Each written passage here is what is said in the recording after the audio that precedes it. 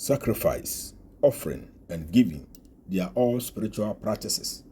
Get to understand when must you sacrifice, what must you sacrifice, then offering as well as giving.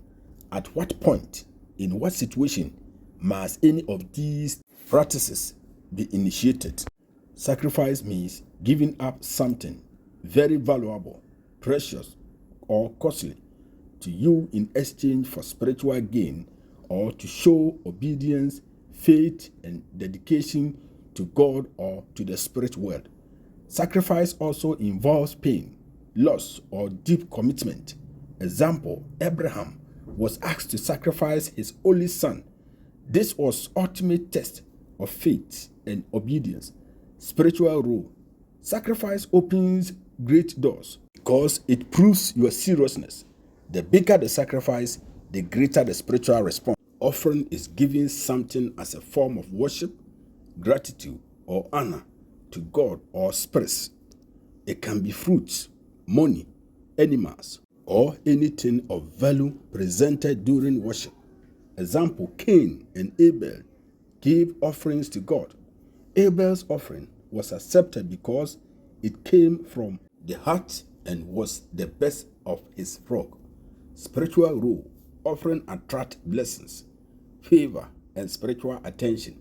Some people want help, want attention from spirits, but they don't know how to sacrifice. They don't know how to offer, and they don't know how to give. These things are a way of saying thank you. When it comes to giving or alms giving, it's more of moral and charitable act towards humans.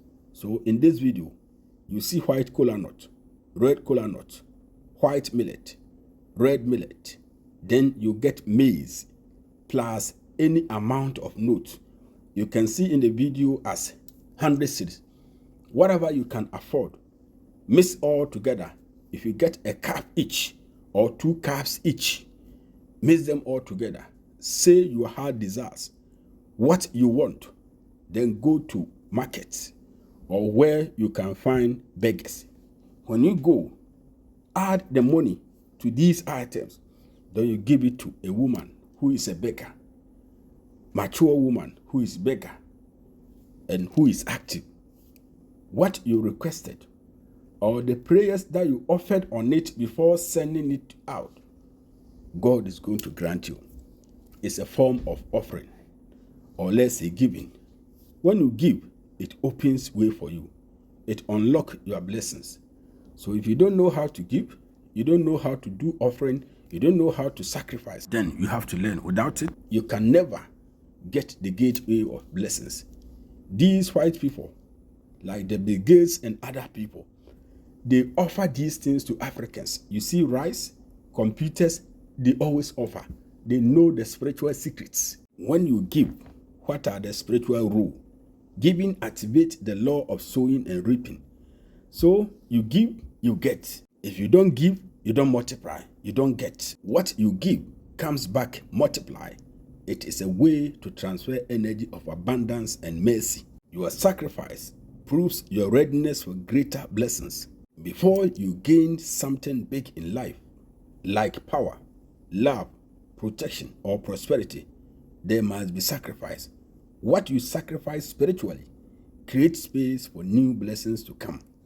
I will give you quotations to back sacrifice, offering, and giving.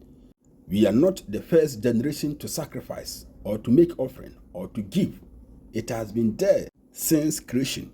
When you read Genesis 22, God tested Abraham's faith to kill Isaac, but he later told Abraham to kill the sheep or the ram. So today, if you see someone sacrificing ram, that person is not evil, because without sacrifice, you can't get what you want. And sacrifice is not only to kill ram, but even the spiritual baths you will take, the directions you will take when it is 1 a.m. Whilst people are sleeping, you'll be doing your directions. A time you wake up to pray, a time you spend in fasting.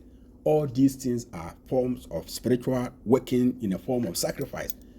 And even in our physical world, before you break through, if you are lazy, forget. You cannot be lazy and be successful or rich. Anyone you see in the daytime enjoying life, they are all hard-working, serious people.